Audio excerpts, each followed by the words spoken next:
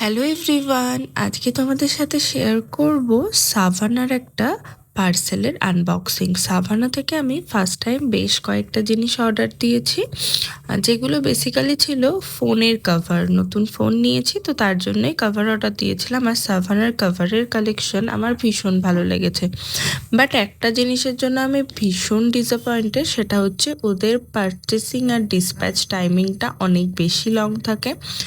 আমার এখান থেকে পারচেস করে যেটা মনে হয়েছে সেটা হচ্ছে ফোন কেনার আগেই হয়তো কভারগুলো অর্ডার দেওয়া উচিত ছিল। মোটামুটি আমি অর্ডার দেওয়ার প্রায় 25 দিন পর আমার অর্ডারটা রিসিভ হয়, যেখানে ওখানে টাইম নিয়েছিল জাস্ট 10 দিন। তো যাই হোক, আর কি করা যাবে, আমি নিয়েছিলাম 16 Pro Max, আর সেটার জন্যই বেশ কয়েকটা কভার অর্ডার দিয়েছিলাম। প্রথমে তো ভেবেছিলাম একটাই অর্ডার দেবো, বাট দেখলাম প্রচুর টাকা ডেলিভারি চার্জ লাগে।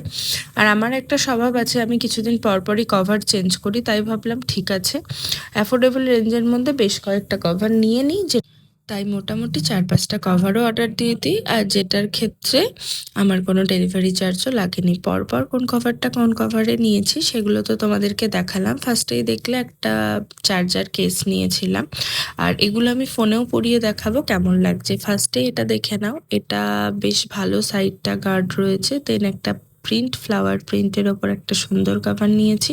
আর যেহেতু আমার ফোনের কালারটা ছিল হোয়াইটের ওপর, তার জন্য আমি সেই অনুযায়ী কভারগুলো চুজ করেছি। তোমাদের কোন কভারটা ভালো লাগলো অবশ্যই জানিও, আর লিঙ্কের জন্য কমেন্ট করতে পারো।